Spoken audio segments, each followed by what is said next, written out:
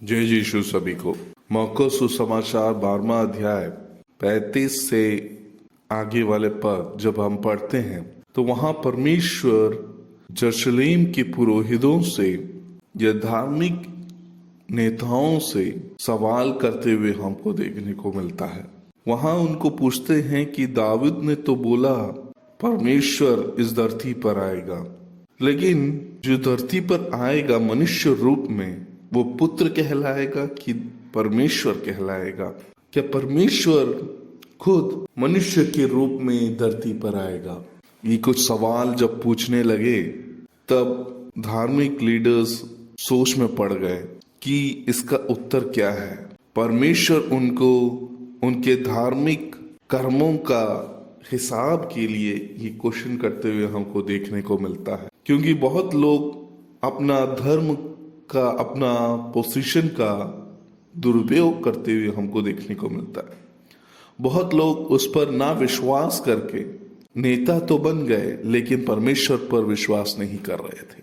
परमेश्वर का पुत्र इस पृथ्वी पर आके चमत्कार करेगा करके विश्वास नहीं कर रहे थे। तब परमेश्वर उनको क्वेश्चन करने के बाद पूछते हैं, तुम दूसरों को लूट के जो जी रहे हो वो क्या परमेश्वर के धर्म का प्रचार का भाग है? परमेश्वर के धर्म के हिसाब से तो आप जो काम कर रहे हो उसको कुछ वेतन नहीं मिलना चाहिए, लेकिन आप दूसरों को गलत रास्ते में चला के, गलत चीजें बोल के, गलत रीति से आप लोगों से पैसा ऐंठ रहे हो। हमारा परमेश्वर के वचन को बोलना कभी परमेश्वर का धन बनाने का रास्ता नहीं है। परमेश्वर के पास जो भी आता है वो अपने आप को पूर्ण रूप से रिचावर करने के लिए आता है। तुम ये विधवा स्त्री को देख के सीखो। उसके पास जो भी है वो पूर्ण परमेश्वर के हाथ में देख के प्रार्थना करने को देखते हुए हम देखते हैं विधवा स्त्री अपने पास जो है सब कुछ परमेश्वर के हाथ में समर्पण करके प्रार्थना करते हुए हम देखते हैं। वो वहां लेने नहीं, परमेश्वर को पूर्ण रूप से अपने जीवन में इम्पोर्टेंस देते हुए हमको देखने को मिलता है।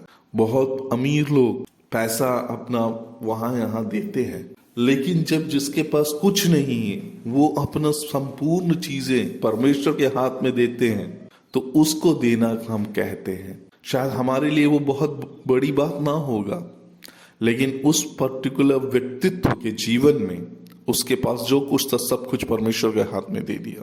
तो हम में से महान कौन है जो धर्म के नाम पे प्रचार करके दूसरों को लूटते हैं, या जिसके पास कुछ नहीं है वो अपना पूर्ण रूप से सब कुछ परमेश्वर के हाथ में समर्पण करते हैं और उसके बाद परमेश्वर का अंगीकार करके उनको विश्वास से आगे बढ़ने की कोशिश करते हैं।